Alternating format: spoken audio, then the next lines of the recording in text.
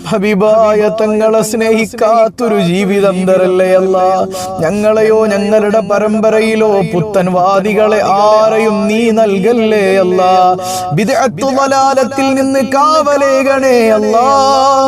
യാ റബ്ബനാ, മദീന കാണാതെ ഞങ്ങളെ നീ മരിപ്പിക്കല്ലേ അല്ലാ.